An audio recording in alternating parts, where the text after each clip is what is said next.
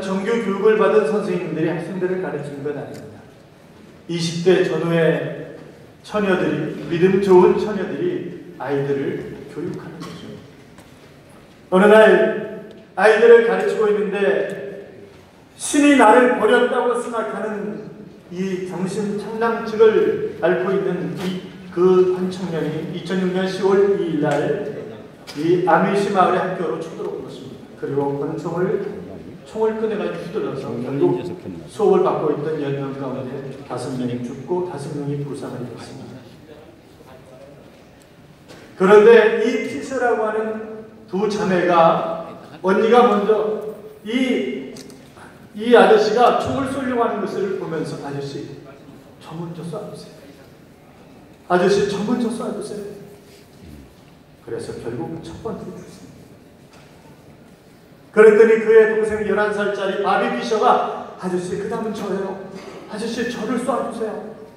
그래가지고 그가 두 번째 죽습니다.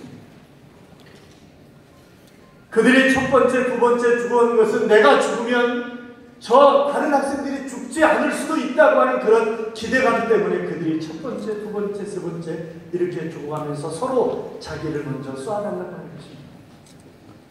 물론 총을 쐈던 이 청년도 자살해버리고 말았습니다. 그런데 이 청년의 장례식을 치르는 가운데 아미시라고 하는 공동체가 과연 어떤 공동체인가 라고 하는 것이 확연하게 드러나게 되었는데, 바로 그 가족들에게 찾아가서 위로하고, 우리는 하나인데 우리는 용서한다.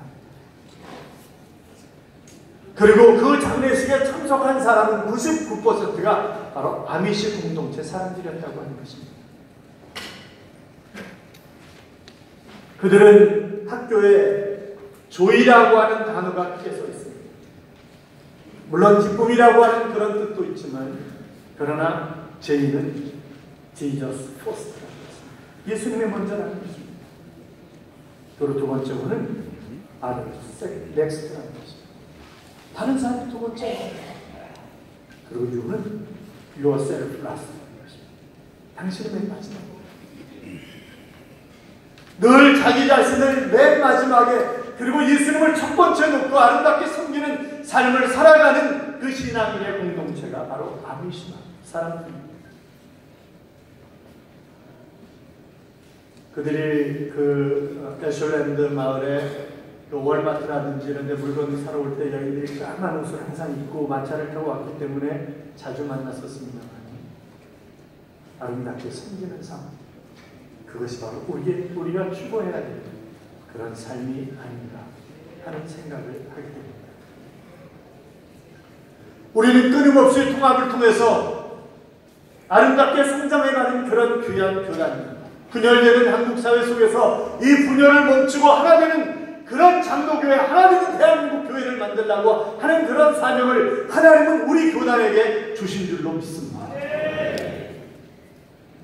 뿐만이 아니라 쓰러져가는, 사그러져가는 그런 한국교회를 다시 살려내려고 하는 그런 위대한 사명을 주신 하나님께서 오늘 본문에 보면 너희에게 소원을 두고 그러셨습니다.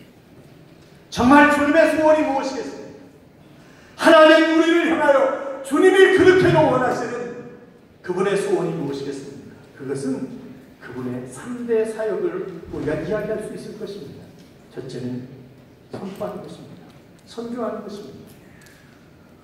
그것은 지상명령입니다.